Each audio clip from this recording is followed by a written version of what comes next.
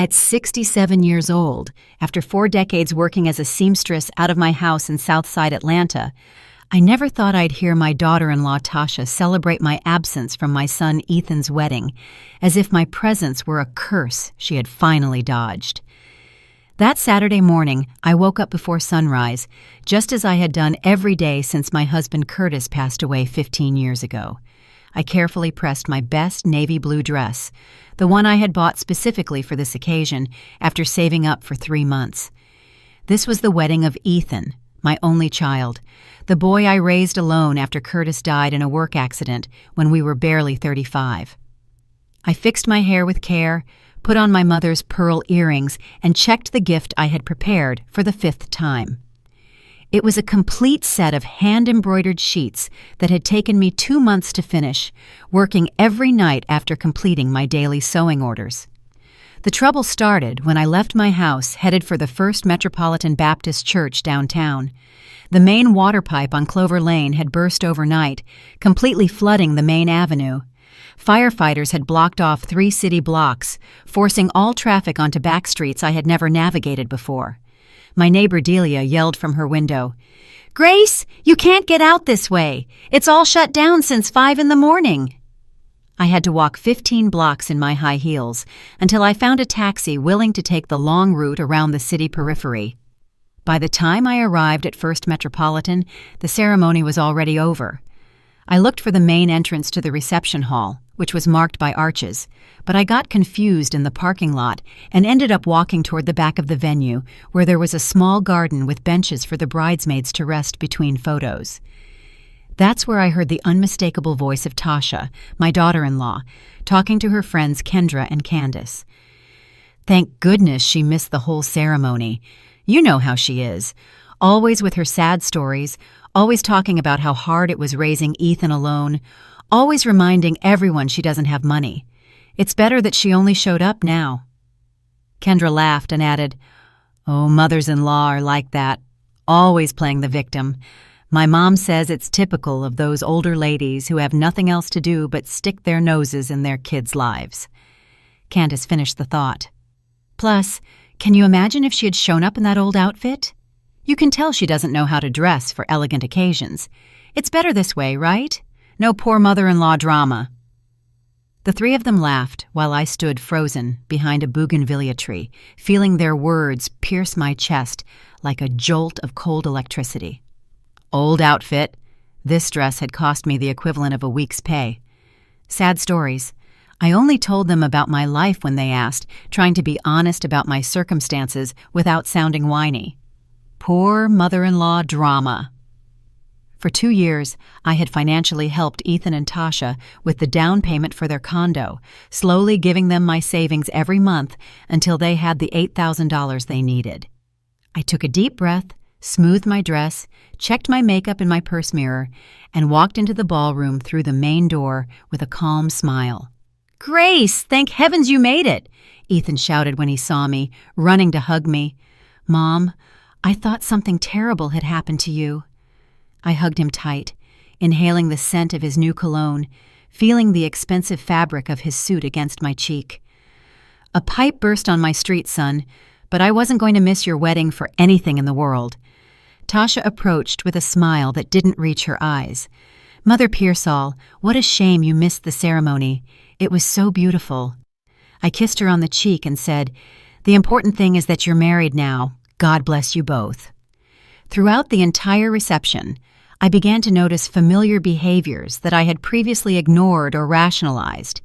My sister-in-law, Simone, Ethan's sister, introduced me to some people as Ethan's mom. But when other guests asked about my work or my life, she quickly changed the subject or pulled her conversation partners away. My nephew Devin, Simone's son, barely greeted me with a quick kiss on the cheek before disappearing among the younger guests. My nieces Chloe and Skylar, who used to always seek me out to chat at family gatherings, this time only exchanged courtesy greetings before finding excuses to leave. When it was time to open the gifts, I watched every reaction carefully. The expensive presents from Tasha's bridesmaids and relatives were met with genuine exclamations of joy and prolonged gratitude. When Ethan opened my package with the embroidered sheets, Tasha quickly lifted them, muttered an automatic, "Thanks, Mother Pearsall," and immediately placed them beneath the table with the other minor gifts. The sheets, on which I had invested 60 nights of labor, embroidering intertwined initials and tiny flowers, were treated as an inconvenient formality to be swiftly dealt with. It was at that moment, watching my gift of love be discarded with indifference, that the words I had heard in the garden gained a deeper meaning. It wasn't just the cruel comment of a nervous daughter-in-law on her wedding day. It was a reflection of how they truly saw me, as someone inconvenient, outdated, out of place in their prosperous modern lives, a relic from Ethan's past that they preferred to keep on the sidelines of his new married life. During dinner, I sat at a table with people I didn't know well, distant relatives of Tasha's who were polite but aloof. From my seat, I could see the main table where Ethan and Tasha were, surrounded by their closest friends, all young professionals, dressed in expensive clothes, talking about topics I didn't fully grasp: investments, international trips, exclusive restaurants. It was as if an invisible world separated us, a social barrier that I didn't know when it had been built. The dancing started with modern music I didn't recognize. The younger guests took over the floor, while the older ones remained chatting at the tables. I waited all night for Ethan to come and ask me to dance, as he always did at family parties, but he was completely absorbed in his new wife and his friends. At 11 o'clock at night, when the party was in full swing, I decided to go and say goodbye. "Son, I'm heading out now. I have to work early tomorrow." Ethan gave me a distracted hug. "Already leaving, Mom?" "Okay, have a good night. Thanks for coming." Tasha gave me an equally automatic farewell kiss. "Thanks for coming, Mother Pearsall. See you soon." But in her eyes, I saw something that confirmed what I had feared all night: relief. She was relieved I was leaving, that her perfect party could continue without the awkward presence of the humble mother-in-law who didn't fit into their new prosperous life as a couple. The cab ride home was silent. During the 40-minute drive, I mentally reviewed every detail of the night: the conversations where I was ignored, the moments where I was left talking alone, the embarrassing introductions where Simone minimized my importance, the indifference toward my gift, Ethan's lack of interest in including me in his important conversations. For the first time in my life, I began to wonder if I had been living in a bubble of self-deception, believing I was an important part of my son's life, when in reality, I was merely a family obligation to be fulfilled occasionally.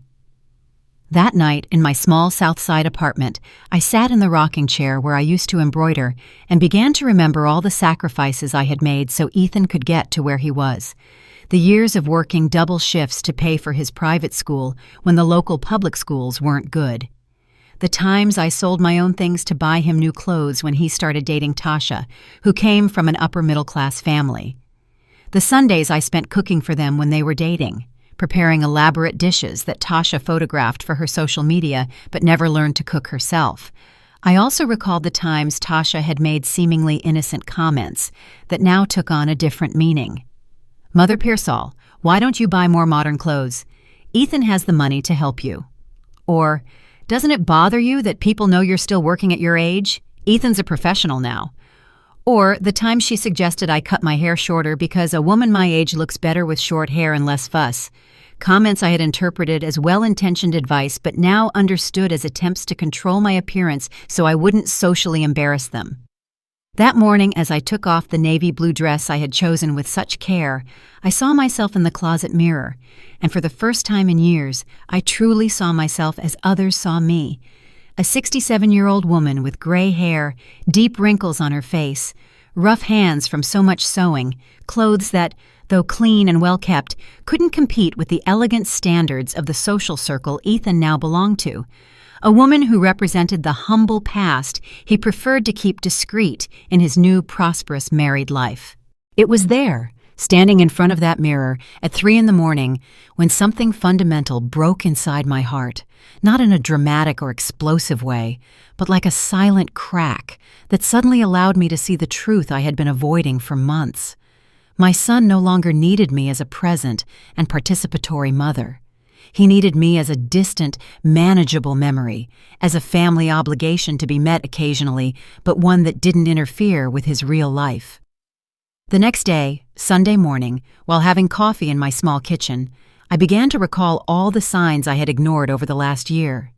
Ethan's increasingly spaced-out visits, always in a hurry with Tasha waiting for him in the car, the increasingly short phone calls where he seemed to be doing other things while talking to me, the family invitations that arrived later and later, as if they had debated whether or not to include me for a long time. I particularly remembered a phone conversation I had accidentally overheard 3 months earlier. Ethan had come to visit me and received a call from Tasha while he was in the bathroom. She didn't know I was in the living room and spoke loudly. "Are you done over there? Kendra invited us to lunch and I don't want to be late just because we're visiting." When Ethan came out of the bathroom, I lied, saying I had gone to the garden so as not to make him feel bad. But those words had been engraved in my memory. Just because we're visiting, as if coming to see his own mother was a chore to be completed quickly. Over the next 2 weeks, I decided to conduct a silent experiment. I stopped calling Ethan to see how long it would take him to contact me spontaneously. I stopped sending good morning and good night texts. I stopped asking about Tasha or their weekend plans. I simply waited to see if my communicative absence would be noticed.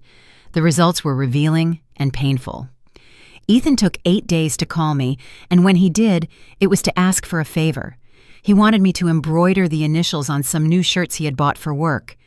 He didn't ask how I was. He didn't mention that I had been strangely silent. He didn't show curiosity about my life or activities. He simply saw me as a useful resource he could turn to when he needed something specific. I agreed to embroider the shirts, but while working on them in the evenings, I began planning profound changes in how I related to the family.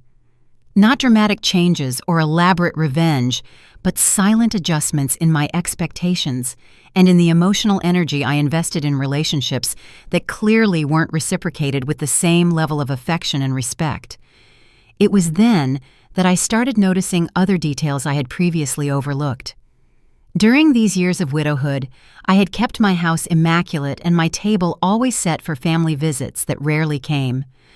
I had saved money for generous gifts on birthdays and Christmas, but the gifts I received in return were always cheap and thoughtless. I had hosted elaborate family dinners where I cooked for everyone, but I was never invited to similar events at their houses. The previous week had been particularly revealing. Tasha had posted photos on Facebook of a family dinner at her parents' house, with Ethan smiling alongside all of his in-laws. I had not been invited or even mentioned the gathering. When I casually asked Ethan about the dinner, he said it had been something improvised, very intimate, and that Tasha had thought I wouldn't like the kind of food they prepared. Kind lies to justify a deliberate exclusion. 3 weeks after the wedding, while embroidering napkins no one had asked for, but which I did out of habit, the phone rang. It was Tasha. "Mother Pearsall, are you busy on Saturday? My mom wants to get to know you better, and we thought we'd have a small family lunch." Her tone was that of someone fulfilling an uncomfortable social obligation. "What are we cooking?" I asked, automatically assuming I would have to help with the preparation. "Oh no, don't worry. My mom has everything organized. Just come as a guest." On Saturday, I arrived at Tasha's parents' house in Buckhead with a dessert I had specially prepared, a rich coconut custard pie that had taken me all morning to perfect. The house was beautiful, much larger than mine, with a sprawling lawn and elegant furniture that evidenced a superior financial position. Tasha's parents, Brenda and Marcus, greeted me with correct but cold courtesy. Throughout the meal, the conversation revolved around topics I didn't know well: the trips they had taken, the expensive restaurants they had eaten at, the investments they were considering making. When I tried to participate by telling an anecdote from my work as a seamstress or my experience raising Ethan alone, I noticed that conversations abruptly stopped and were redirected toward other topics. It was as if my life experiences weren't interesting or relevant enough for that social environment. Tasha would translate my comments as if they needed explanation. "My mother-in-law worked for many years sewing from home," or "Grace went through very tough times when Ethan was little," always with a tone that sounded somewhere between compassionate and condescending. That afternoon, while I helped clear the dishes, even though they insisted it wasn't necessary, I overheard Brenda comment softly to Tasha in the kitchen. "She's a very hard-working woman, but you can tell she comes from a very different background than ours. I hope Ethan finds a balance between maintaining the family relationship and not compromising his new social status." Tasha responded, "Yes, it's complicated, but Ethan understands he has different responsibilities now." I returned home that night with a painful but liberating clarity. It wasn't just my imagination or my exaggerated sensitivity. There was a subtle, consistent campaign to minimize my presence in Ethan's new life. It wasn't malicious or consciously cruel, but the natural evolution of a family that had ascended socially and now saw the humble mother as an obstacle to their complete integration into a higher social circle. During the following days, I began to look at my own house with different eyes. The family photos filling the walls, the letters Ethan had written me from college, thanking me for all my sacrifices, the memories of the happy times we had shared when he depended completely on me. All of that belonged to the past. The adult Ethan, married, professionally successful, no longer needed the mother who had struggled to give him those opportunities. It was as if I had fulfilled my function in his life, and now it was time to discreetly retire to the background, appearing only when strictly necessary and always careful not to interfere with his new social image. The understanding of this reality didn't come with dramatic tears or cries of pain, but with a cold serenity that surprised even me. The definitive moment arrived exactly 1 month after the wedding. Ethan showed up at my house late on a Wednesday afternoon without Tasha, with a serious expression I hadn't seen since he was a teenager. "Mom, we need to talk," he said, sitting on the armchair where he used to do his high school homework. "Tasha and I have been discussing our future, the plans we have as a couple." I sat across from him with my hands folded in my lap, feeling I was about to hear something that would forever change the relationship we had built over his 32 years of life. "We want to have kids soon," he continued, "and we want to be completely sure we can offer them the best possible life. That means we have to be very careful with our finances, our social connections, the image we project as a family." "I understand," I said, even though I didn't understand exactly where the conversation was heading. "Tasha thinks it would be better if you were less frequent at our social gatherings. Not because we don't love you, but because you come from a very different world than ours, and sometimes that can create awkward situations." His words were careful, rehearsed, as if he had practiced this conversation many times before coming. "Awkward situations?" I asked, keeping my voice calm, even though I felt like something was crumbling inside my chest. "Well, you know, your comments about money, about how hard it was raising me alone, about your job. It's not wrong that you talk about it, but sometimes it makes people uncomfortable, or makes them think things we don't want them to think about our family." There was the naked truth I had been avoiding for months. My honesty about my life, my struggles, my financial limitations had become a source of shame for my son. The story of sacrifice and hard work that I considered my greatest pride was now an obstacle to the social image he wanted to project with his wife. "And what exactly are you proposing?" I asked, surprising myself with the calmness of my own voice. "That we see each other less often. That when we have important family gatherings, especially with people from work or Tasha's parents, it would be better if you didn't come. We can still have lunch together occasionally, just the two of us, but the social stuff, it would be better to keep that separate." I remained silent for several minutes, processing not just the words I had heard, but the complete reality they represented. My son, the boy I had carried in my arms on nights of fever when I didn't have money to take him to a private doctor, was asking me to become invisible in his social life so as not to compromise his new middle to upper class identity.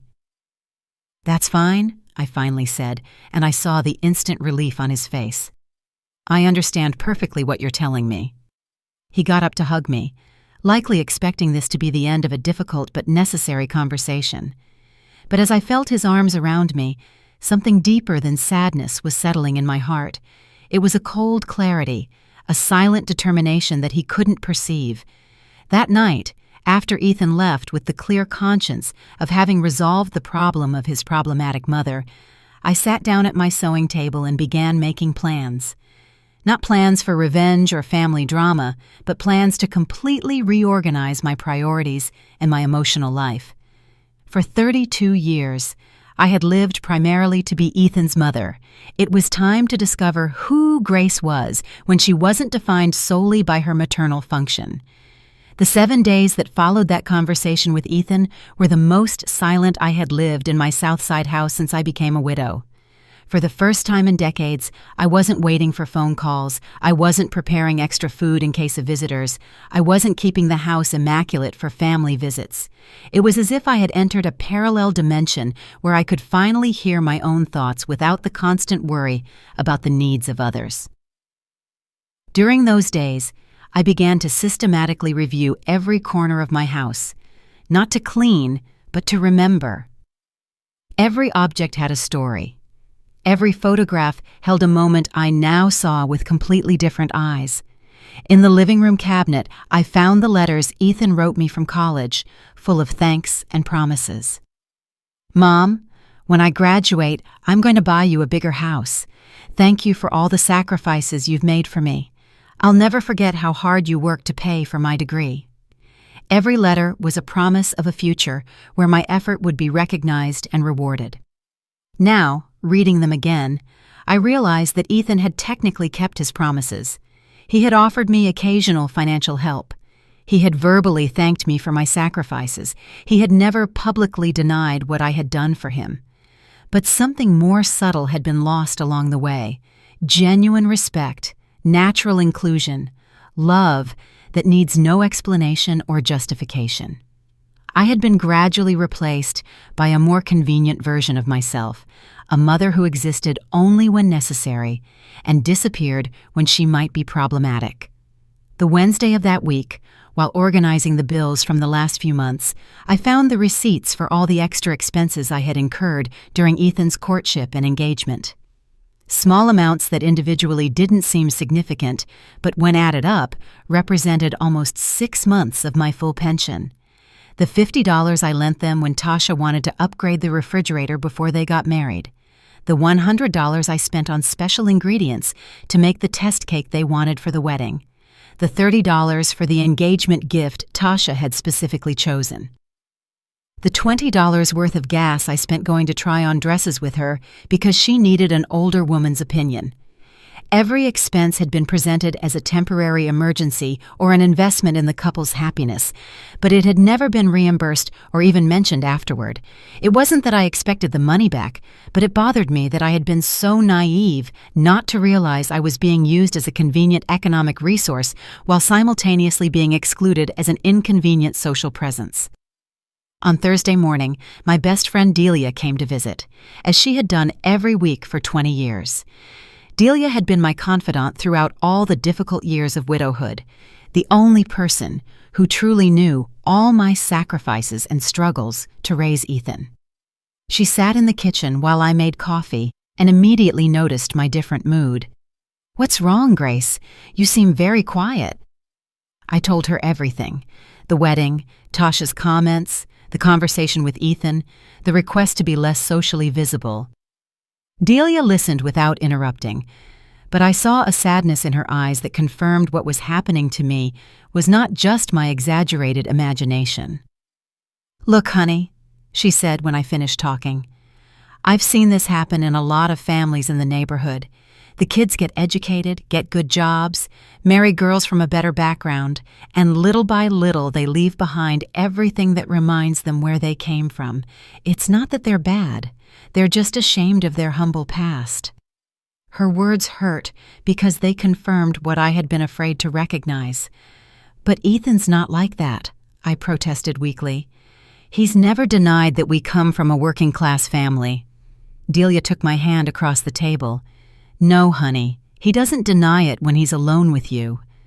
But when was the last time Tasha came to this house? When was the last time Ethan took you to meet his co-workers? When was the last time he included you in his plans without you having to ask?"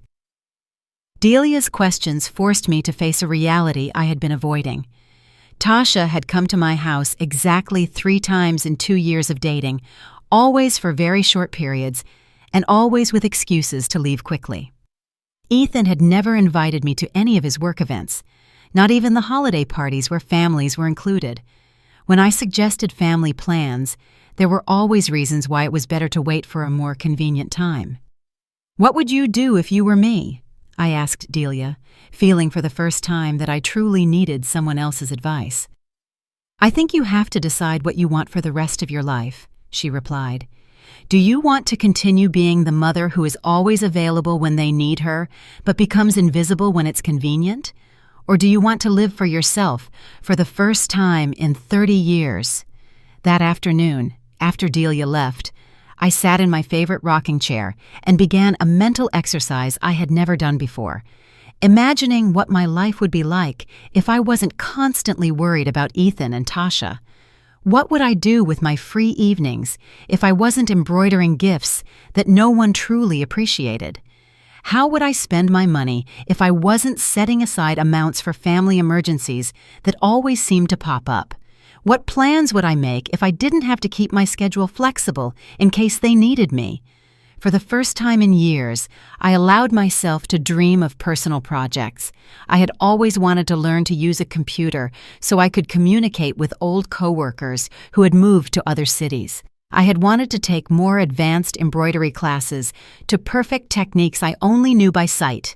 I had wanted to travel to Charleston to visit my sister Maya, who had invited me many times, but whom I always told I couldn't leave the house alone in case Ethan needed me. On Friday night, while having dinner alone in front of the television, the phone rang. It was Ethan. "Hi, Mom. How are you? I was just calling to say hello." His voice had that careful tone he used when he wanted to make sure I wasn't upset about something. "Fine, son, just doing my thing," I replied, keeping my own voice neutral. "Have you thought about what we talked about the other day?" he asked. I could detect the anxiety behind the casual question. He wanted confirmation that I had fully accepted his request to reduce my presence in his social life. "Yes, I've thought about it a lot," I said. "And I think you're right. It's better for everyone to have their own space." I heard the relief in his breathing. "I'm so glad you see it that way, Mom. I don't want you to think we don't love you. We just want everyone to be comfortable." After hanging up, I kept thinking about that word, comfortable. It was interesting how their comfort required my discomfort, how their peace of mind needed my silence. Over the weekend, I did something I hadn't done in years. I didn't plan anything with Ethan in mind. I didn't cook his favorite food in case he decided to visit. I didn't clean the house extra in case he came with Tasha. I didn't dress up in case they invited me out. I simply lived my weekend as if I were completely independent, and the feeling was strangely liberating. On Sunday morning, I went to Mass alone at St. Thomas Parish, where I'd gone for 20 years, but where I had lately only shown up when Ethan and Tasha didn't have other plans for me. After Mass, I stayed to chat with Beatrice, a woman my age who had recently been widowed and who always asked about Ethan with genuine interest. "And how is the young man? Has he gotten used to married life?" she asked as we walked toward the exit. For the first time, I decided to be completely honest. "Well, yes, he's getting very used to it. So used to it that he barely needs his mother anymore." Beatrice looked at me with understanding. "Oh, honey, that happens with all children when they get married. You raise them thinking they'll be our companions forever. But the truth is, you're raising them to leave." Her words were like a flash of clarity. All these years I had thought I was investing in a relationship that would grow stronger over time, but in reality, I had been preparing Ethan to become completely independent of me. The problem wasn't that he had pulled away. The problem was that I hadn't prepared to live my own life when I was no longer needed as an active mother. That afternoon, I decided to do something symbolic but important. I completely reorganized my house to work for me alone, not as a space always ready to receive family visits. I stored the extra dining chairs. I turned the guest room into my own sewing studio. I moved my favorite books to the main living area instead of keeping them hidden in the bedroom. I changed the kitchen layout to be more comfortable for a single person. Every small change was a declaration of emotional independence. This house was no longer going to be a museum of motherhood where everything was preserved for the convenience of a son who came less and less. It was going to be the home of Grace Pearsall, a 67-year-old woman who had finally decided to live for herself. On Monday morning, I started implementing more significant changes. I called the computer school at the community center and enrolled in the basic course that started that week. I called my sister Maya in Charleston and told her I wanted to visit her next month.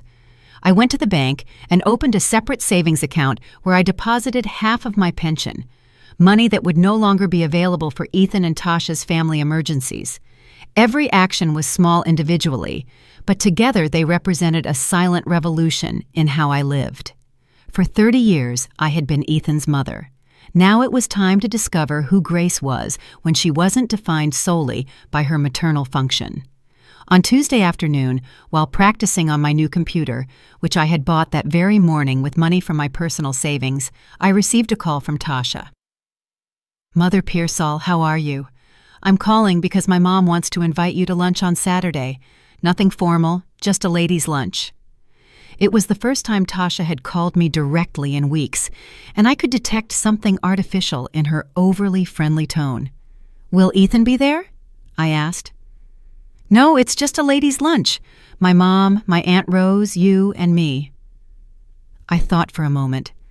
3 weeks ago, I would have immediately accepted, grateful for any family inclusion, but now I had the perspective to recognize that this was probably an attempt to fulfill the social obligation of including the mother-in-law occasionally while maintaining control over when and how that inclusion happened.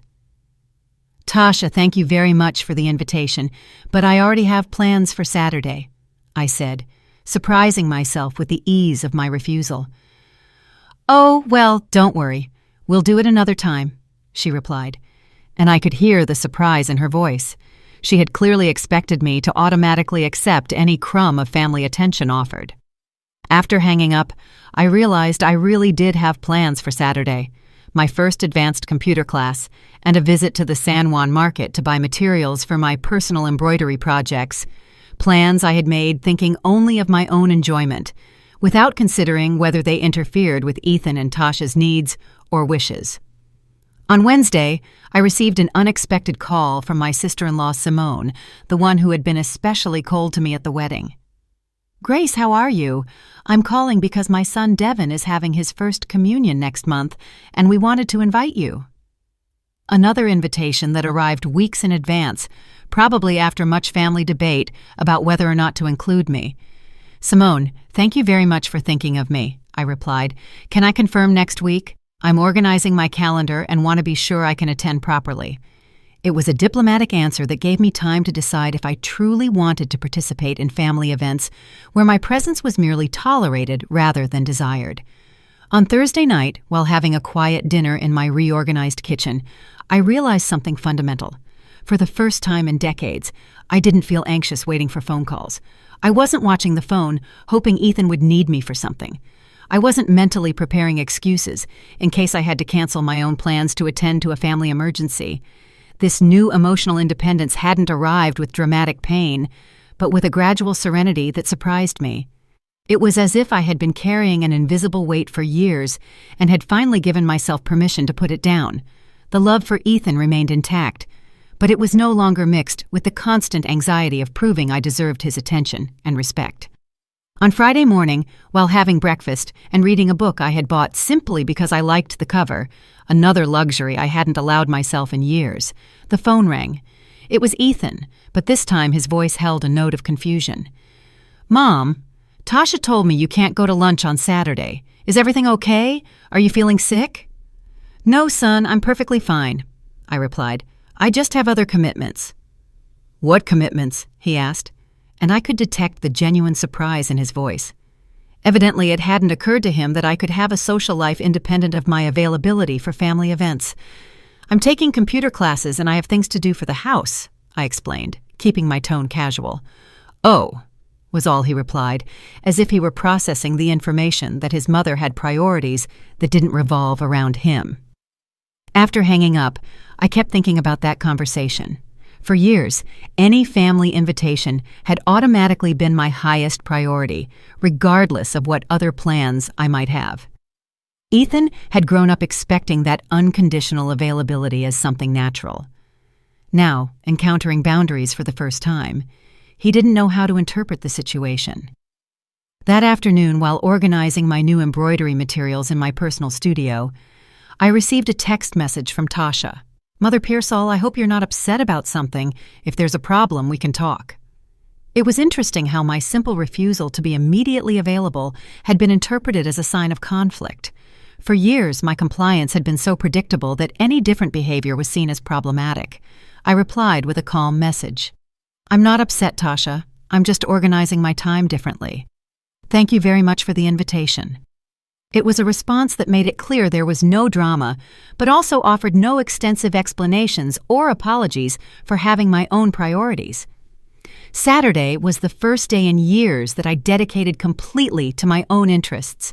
In the morning, I went to my computer class, where I met other women my age who were also learning technology after years of dedicating themselves exclusively to their families. In the afternoon, I went to the market and bought colored threads I had never used, special fabrics I had admired but never allowed myself to buy for personal projects. That night, while having dinner in my quiet kitchen, I realized I had spent an entire day without thinking about Ethan and Tasha, except occasionally.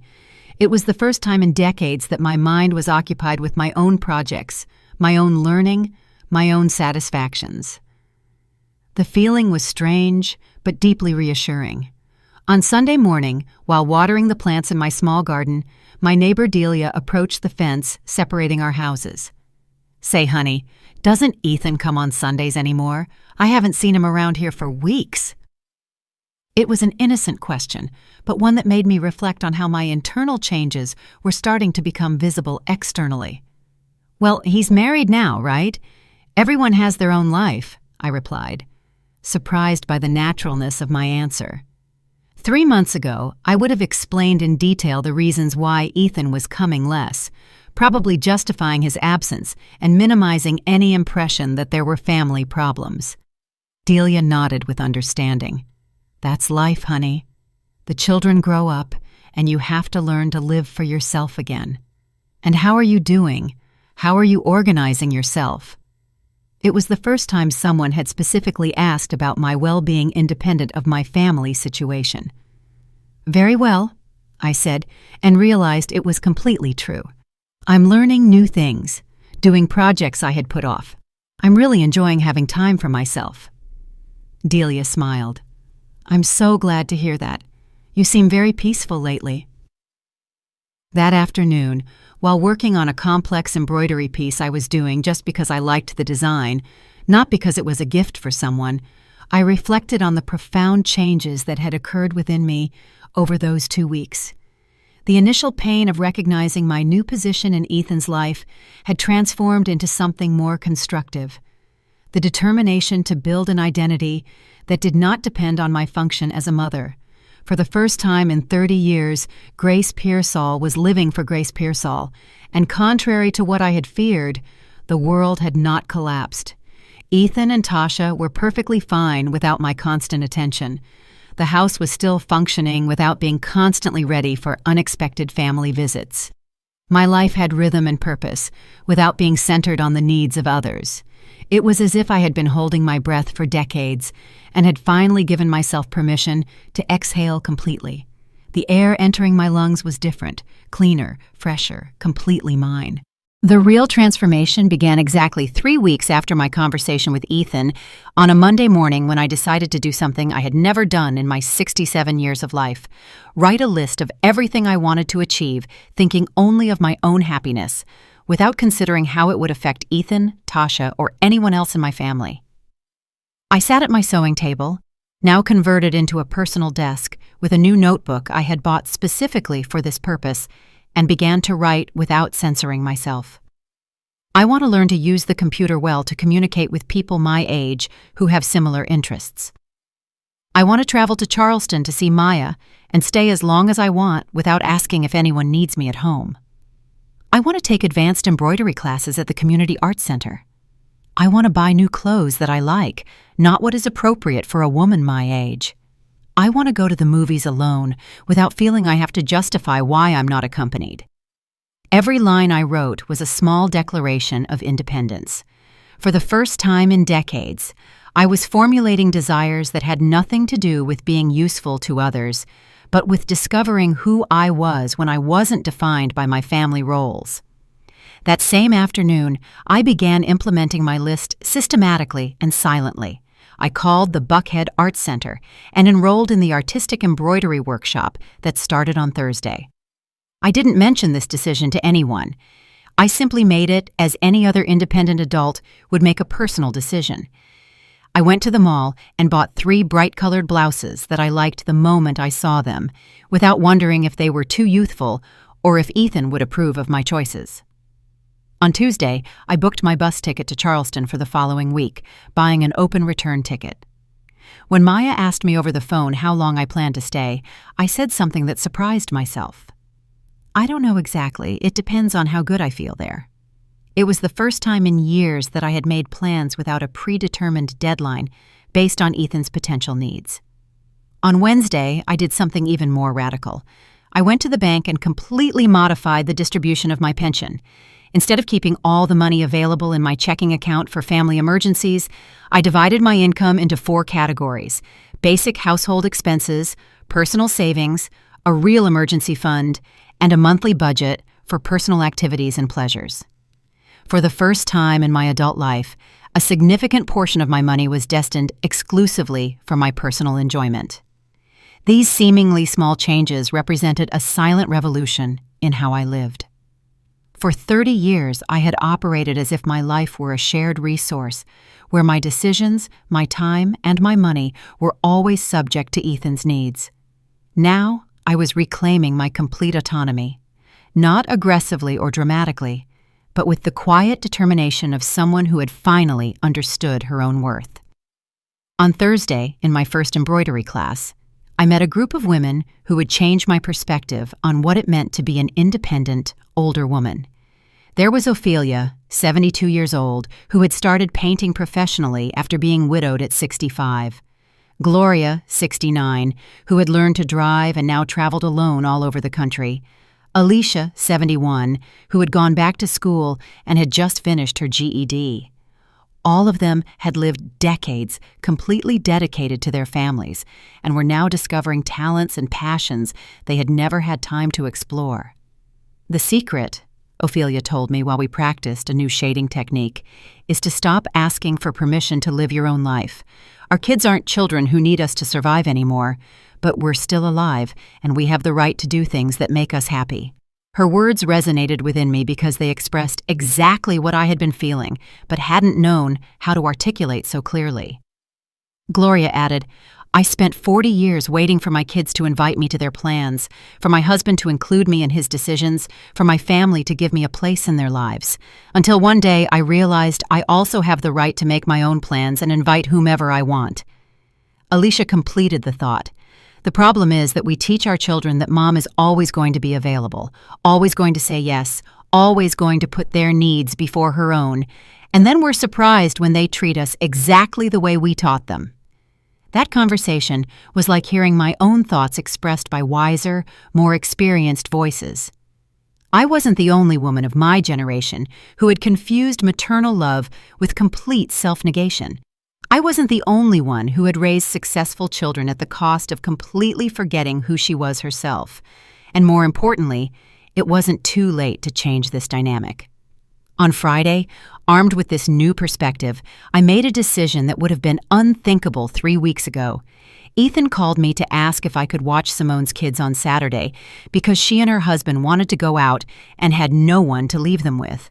It was exactly the kind of request I had automatically accepted for years, canceling any personal plan to be available for family needs. Ethan, I said with a calmness that surprised me, I won't be able to. I already have commitments for Saturday. What commitments? He asked, with the same tone of genuine surprise he had used the previous week. I'm going to the movies with some friends from my embroidery class, and afterward, we're going to dinner together. It was completely true. We had made these plans the day before. "But Mom, Simone really needs someone to watch the children. She doesn't know anyone else she trusts." His response revealed something fundamental. For years, I had been the automatic solution for any childcare problem in the family. Not because I was the best option, but because I was the only one who never said no. "I'm sure they'll find another solution," I replied. "There are plenty of responsible babysitters, or they can ask one of Simone's friends." Ethan was silent for a moment, clearly processing that his mother was not offering alternatives or committing to solving Simone's problem. "Is everything okay, Mom? Lately I've noticed you're very different." It was the first time Ethan had verbalized that he had noticed changes in my behavior. "I'm doing very well, son. I'm just learning to organize my time differently." "Differently how?" "By including things that I like, not just the things the family needs." After hanging up, I realized I had crossed an invisible but crucial line. For the first time, I had put my own plans ahead of a non-urgent family need. Ethan would have to explain to Simone that his mother was no longer automatically available as an emergency babysitter. Simone would have to find solutions that didn't depend on my unconditional availability. It was a small but revolutionary change. On Saturday, I had an experience I hadn't had in decades. An entire day of adult fun with women my age who shared my interests. We went to the movies to see a Mexican film about an older woman who decided to change her life after being widowed. Afterward, we had dinner at a restaurant where none of us had to cook, serve, or clean. We talked about our personal projects, the books we were reading, and the trips we wanted to take. It was like rediscovering a part of myself that had been dormant for so long that I had forgotten existed. Grace the woman, not just Grace the mother of Ethan. Throughout the night, I didn't receive a single phone call asking where I was or when I would be back. Ethan and Tasha had sorted out their weekend without needing to include or consult me, exactly as it should be between independent adults. On Sunday morning, while having a quiet breakfast and reading a book Gloria had lent me about women who had reinvented their lives after 60, the phone rang. It was Tasha, and her voice had a note of thinly veiled irritation. "Mother Pearsall, Simone told us you couldn't watch the children yesterday. I hope it wasn't because of some discomfort." "No, Tasha, it wasn't because of any discomfort. I simply had other plans," I replied, keeping my tone polite but firm. "Oh well, Simone was left with no options and had to cancel her outing with her husband. We thought maybe it was a misunderstanding." It was fascinating how my simple refusal was being interpreted as a problem that needed explanation or correction. "There was no misunderstanding," I told her. "I also have a social life and personal plans. Simone had several days to organize a sitter if she really needed to go out." Tasha fell silent for a moment, clearly not expecting me to defend my decision so directly. "Well, I just wanted to make sure everything was okay," she finally said. "Everything is perfectly fine, Tasha. Thank you for asking." After hanging up, I realized I had set an important precedent. My personal decisions did not require extensive justifications or apologies to the family. That afternoon, while packing for my trip to Charleston, which would begin the next day, I reflected on the profound changes that had occurred within me over those 3 weeks. There had been no dramatic confrontations or emotional discussions about my hurt feelings. I had simply started acting like the independent person I had always had the right to be, but had forgotten how to be. Early on Monday, while waiting for the bus at the station, I received a text message from Ethan.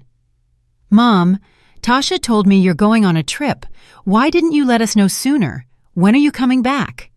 It was interesting how a week-long personal trip was being treated as if it were a decision that required prior family approval. I replied from the bus, "Son, I'm a 67-year-old adult. I don't need to ask permission to visit my sister. I'll be back when my visit is over. Love you both." It was a message that established clear yet loving boundaries.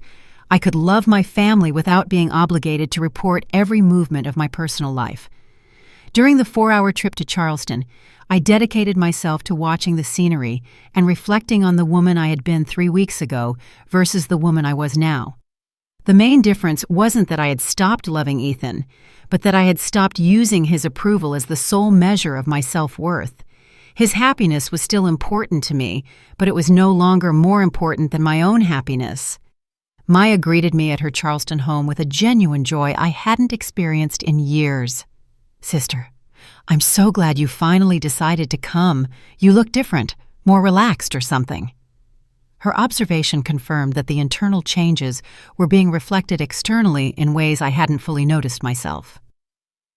During my first night in Charleston, while having dinner on her porch and chatting about our deceased siblings, our memories of youth, and our plans for the years we had left to live, I realized something fundamental. It had been years since I had a conversation where Ethan or his needs weren't mentioned.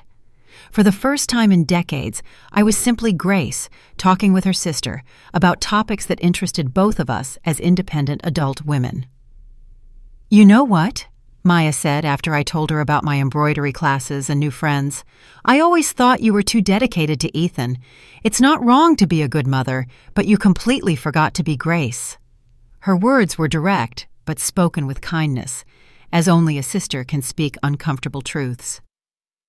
"You're right," I admitted, "but it's never too late to remember who you are, is it?" Maya smiled. "Not at all. In fact, I think your 60s and 70s can be a woman's best years if she finally gives herself permission to live for herself." That night, in the guest room of Maya's house, I went to bed with a sense of peace I hadn't experienced in years. For the first time in decades, I wasn't worried about whether Ethan needed me for something, whether I had left everything organized at home, or whether my absence was causing family inconvenience. I was simply enjoying being in a new place with my dear sister, living an experience I had chosen solely because it made me happy. The next 5 days in Charleston were a continuous revelation. Maya took me to see the sweetgrass basket workshops where artists our age had started their careers after 60. We visited colonial churches where I stopped to admire antique needlework without rushing and without having to watch the clock. We went to the artisan market where I bought materials for personal projects without wondering if the expense was justifiable. But the most important thing was that during those days, I rediscovered aspects of my personality that had been dormant for decades.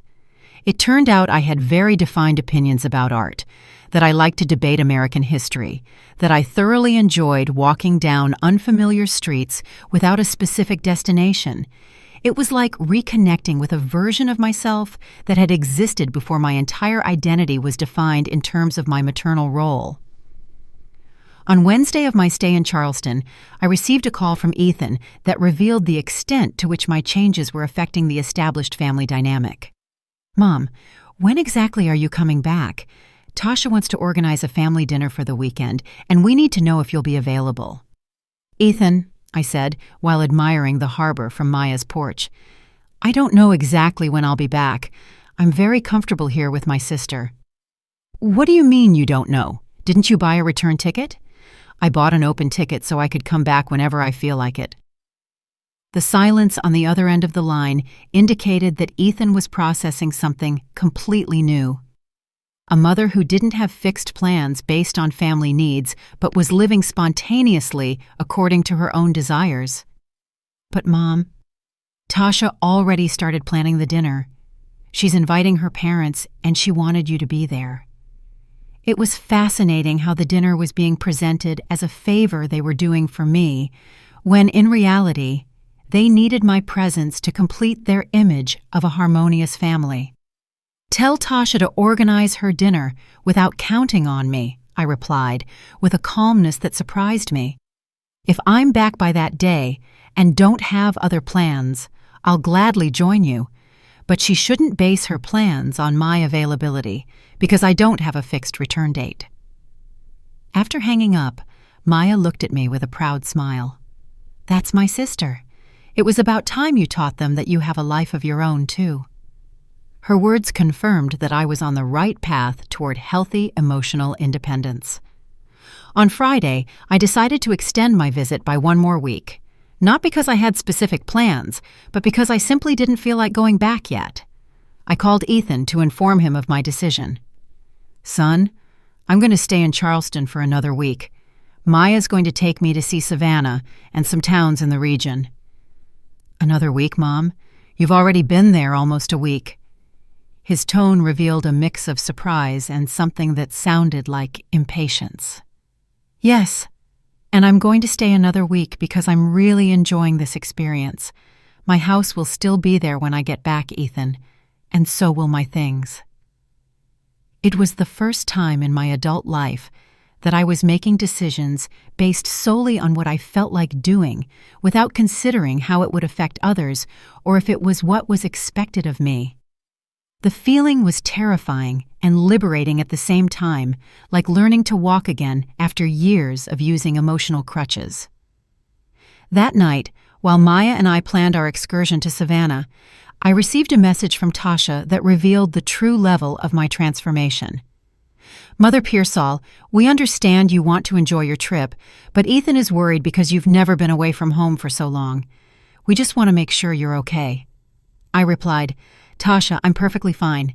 I'm on vacation with my sister, something I should have done years ago. Ethan doesn't need to worry about an adult woman who is visiting her family in another state."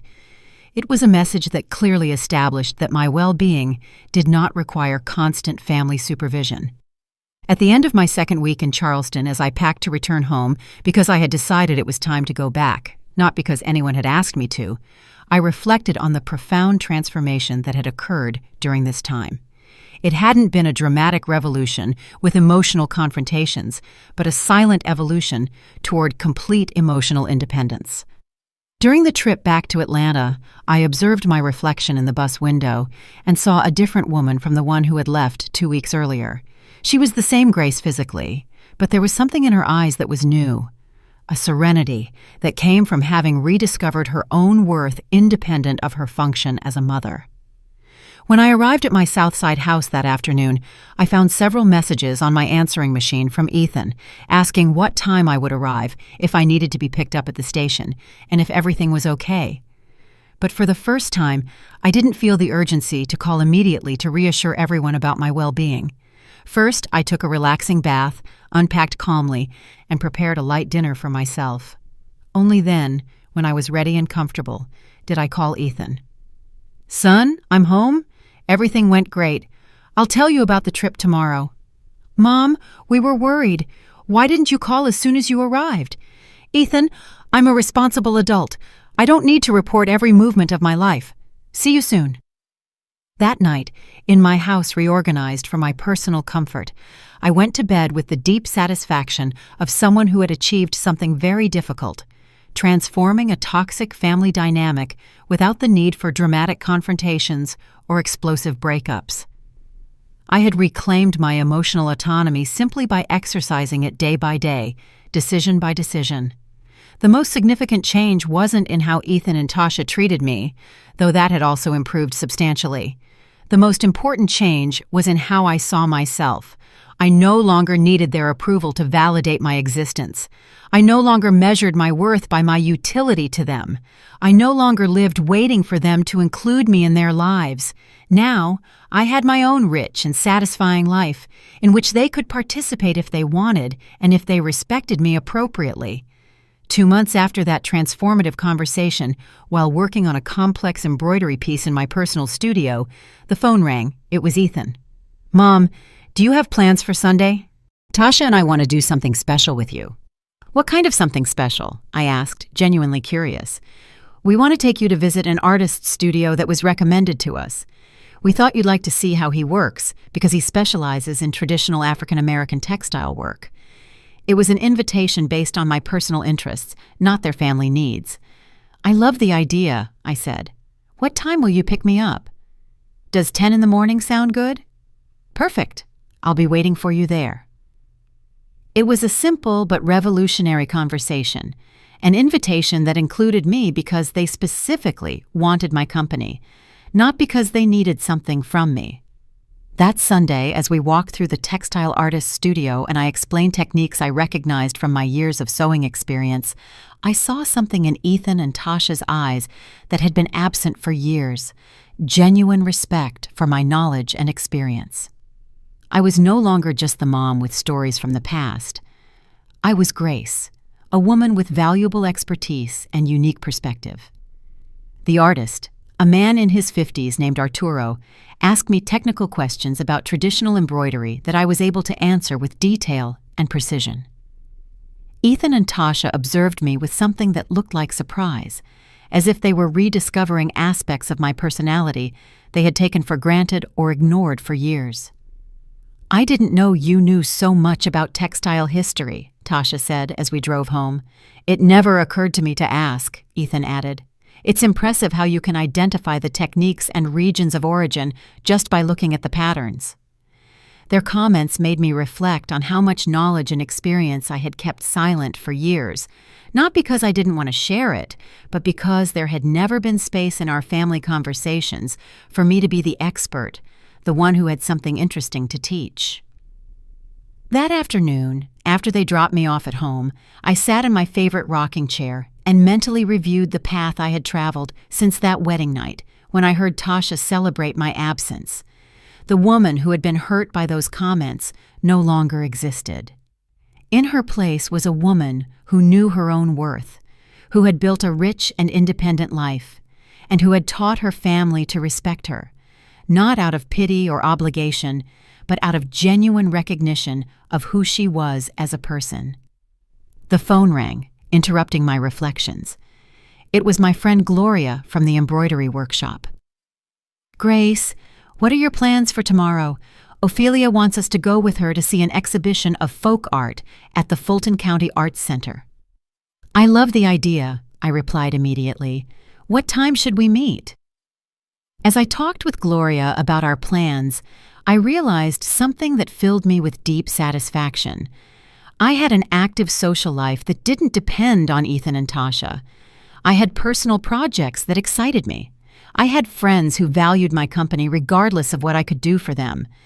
I was no longer a woman who existed on the margins of her son's life.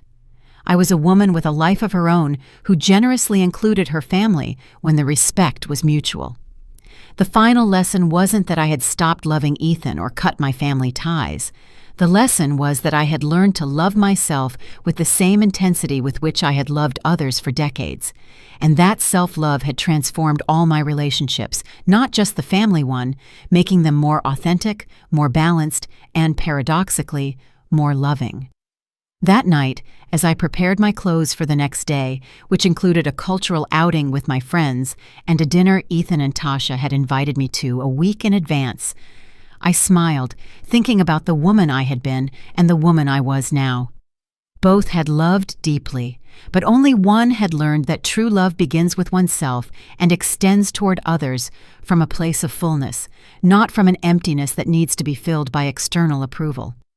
6 months had passed since that transformative conversation with Ethan and Tasha, and as I watered my geraniums in the small garden I had completely redesigned to my own taste, I reflected on the serene woman I had become.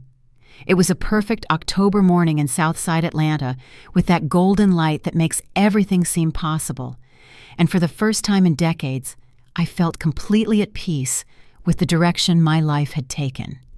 My morning routine had evolved into something I never would have imagined at 67.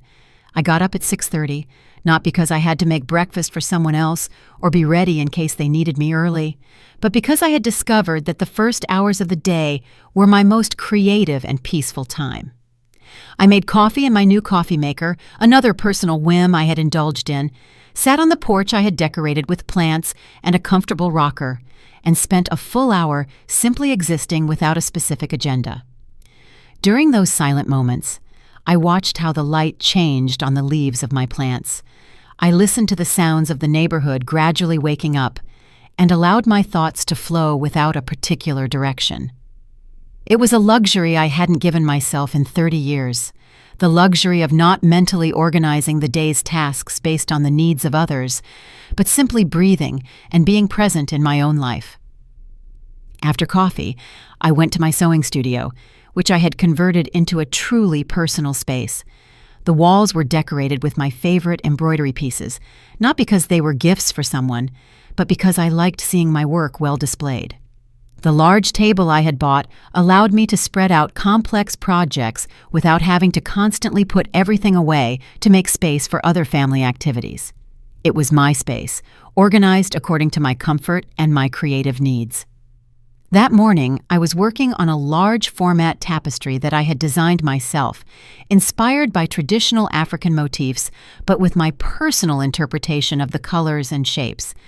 It was a project that would take me months to complete, but that was precisely its beauty. It was something I was doing solely for my own enjoyment, with no deadline, no external pressure, no need to justify the time or materials invested.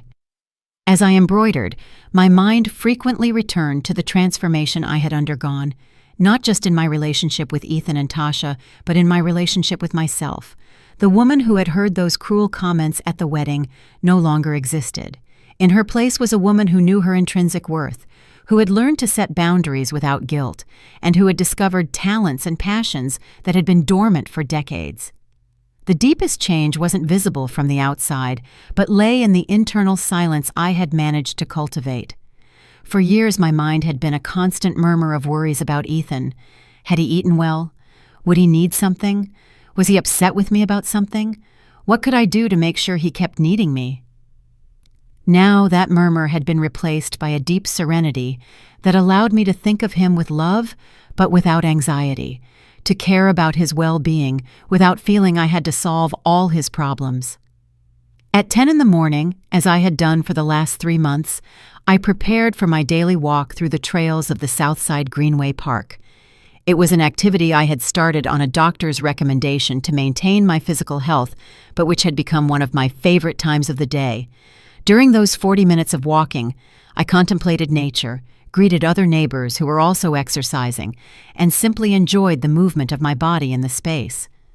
On one of the park benches, I met Beatrice, a 73-year-old woman who had recently been widowed and was going through the process I had experienced months earlier, rediscovering who she was when she wasn't defined solely by her traditional family roles.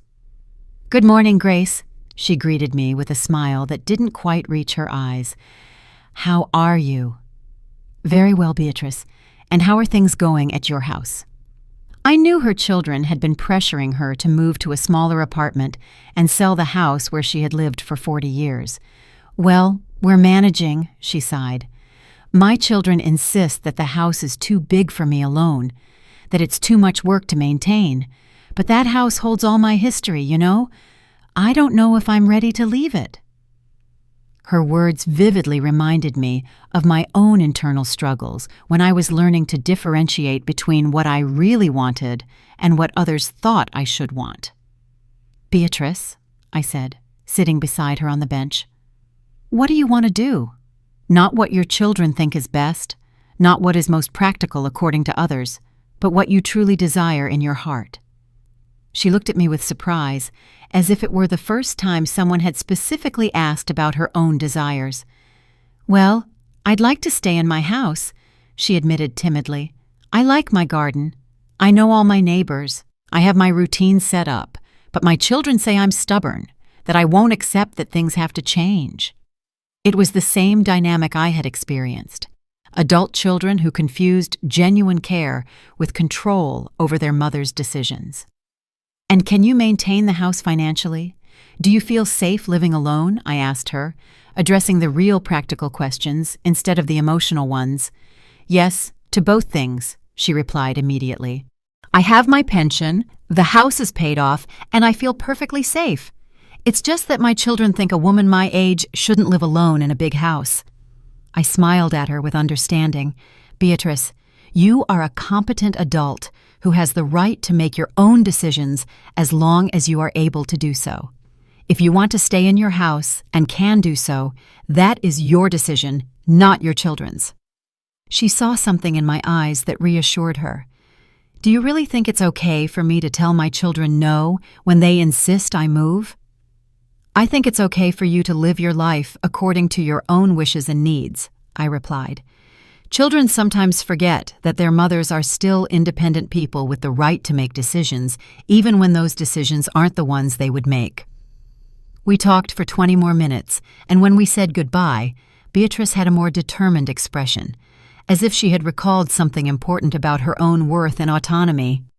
That conversation made me reflect on how many women of my generation were struggling with similar family dynamics, and how my own transformation had turned me into a kind of involuntary role model for others who were seeking their path toward late emotional independence.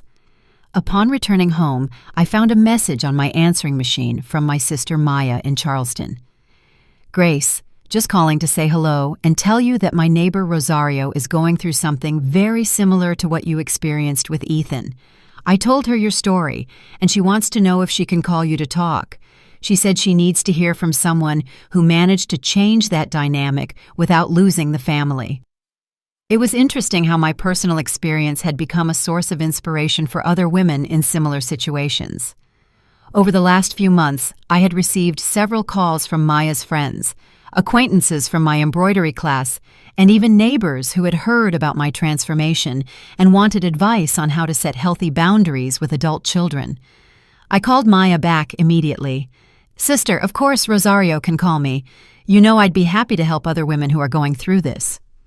"Oh, Grace," Maya said affectionately, "you don't know what an impressive change you've made. I listened to you, and you sound like a different person, more self-assured, more peaceful. It's as if you've found your place in the world." Her words moved me because they captured exactly what I felt. I had found my place in the world, not as an appendage to Ethan's life, but as Grace Pearsall, a complete woman with her own interests, talents, relationships, and projects.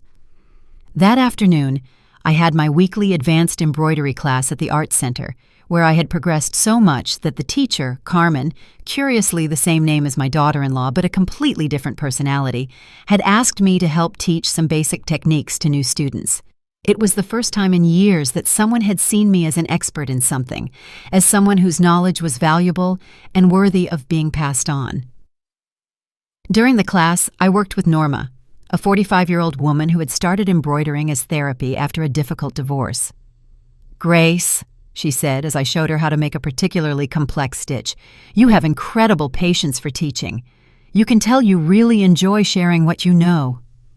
Her words filled me with satisfaction because they confirmed something I had discovered about myself.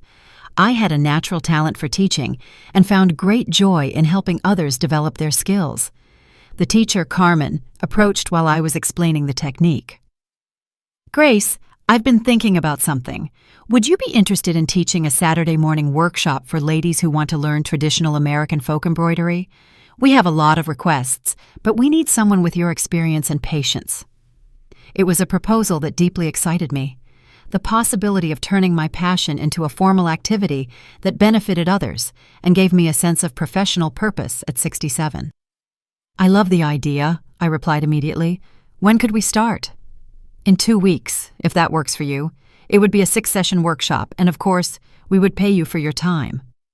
It was the first time in my life that someone had offered me money to do something I genuinely enjoyed, not out of economic necessity, but as recognition of the value of my skills. That night, while having a quiet dinner in my reorganized kitchen and thinking about the teaching proposal, the phone rang. It was Ethan. "Hi, Mom. How are you? Am I interrupting you?" His way of asking had changed significantly in recent months. Now he acknowledged that I might have activities or commitments that didn't revolve around his availability. "You're not interrupting, son. I just finished dinner. How are you and Tasha?" "Very well, Mom. In fact, that's why I was calling. Tasha wants to invite you to a special dinner on Friday. It's our 6-month wedding anniversary, and we want to celebrate it with you." It was the type of invitation I had learned to expect, planned in advance, based on including my presence as something desired, not as something assumed. "That's lovely, son. I'm so happy you want to celebrate with me.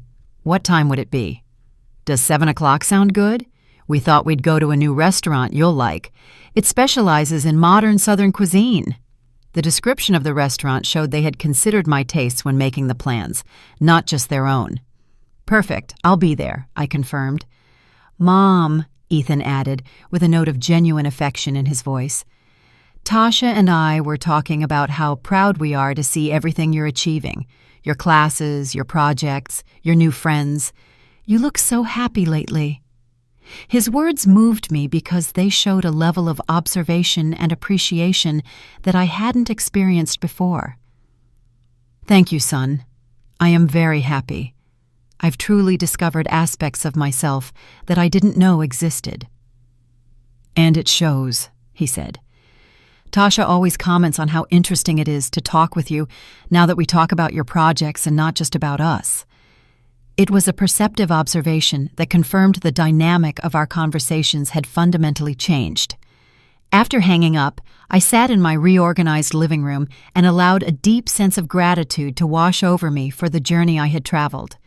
The woman who had been hurt by Tasha's comments at the wedding had used that pain as a catalyst for a transformation that had enriched not only her own life, but also her family relationships.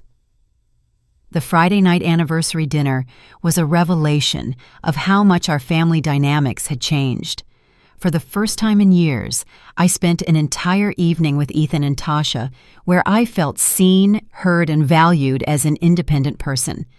We talked about the new workshop I was going to teach, the books I was reading, and my plans to travel to Charleston again, and perhaps explore other southern cities. Tasha specifically asked me about the embroidery techniques I was learning, showing genuine technical interest, not just social courtesy. Ethan asked me for advice on how to decorate a wall in their condo, valuing my aesthetic judgment after years of dismissing it as old-fashioned. It was as if they had finally discovered they had a mother with her own personality, valuable knowledge, and interesting perspectives. During dessert, Tasha made a comment that surprised me with its depth. "Mother Pearsall, I've been reflecting a lot about my relationship with my own mom.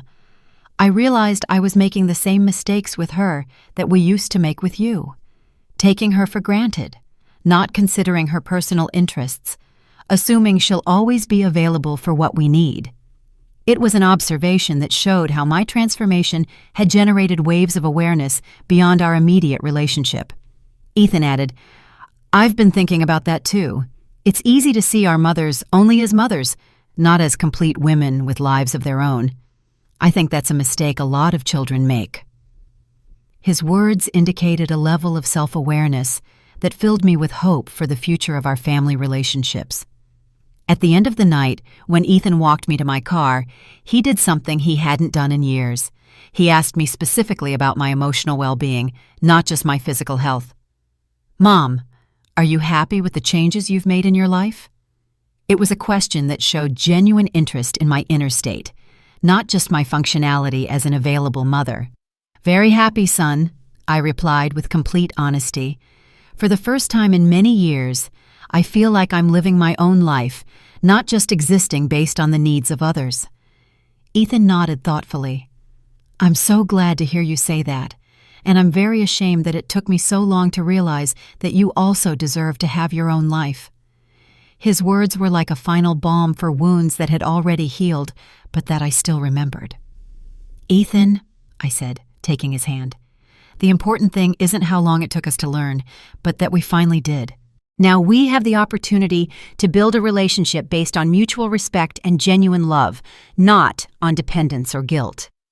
That night, after Ethan left, I sat on my porch under the stars and reflected on the entire journey I had lived, from the pain of feeling invisible and undervalued to the conscious decision to reclaim my autonomy, to building a new independent identity, to creating more authentic and balanced family relationships. The silence that had settled in my life wasn't an empty or resentful silence, but a silence full of peace and purpose. It was the silence of someone who had learned to value herself independently of external approval, who had built a life rich in personal meaning, and who had transformed pain into wisdom and invisibilization into empowerment. As I looked at the stars from my small Southside garden, I thought of all the women like Beatrice, like Rosario in Charleston, like the students in my future workshop, who were at some point on their own journey toward emotional independence. My experience had become something bigger than my personal story. It had become an example that it is never too late to rediscover who you are when you stop defining yourself solely by what you can do for others. The final reflection of that perfect night was a deep understanding that filled me with serenity. I had learned that true love, including family love, flourishes best when it is based on mutual respect and individual autonomy, not on dependence or sacrifice.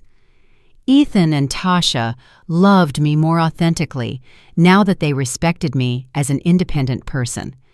And I loved them more freely now that I didn't need their approval to validate my existence.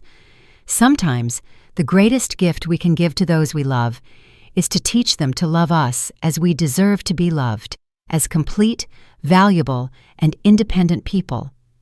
And sometimes, the greatest act of self-love is giving ourselves permission to be exactly who we are, without apologies, without justifications, and without the constant need to prove our worth through service to others.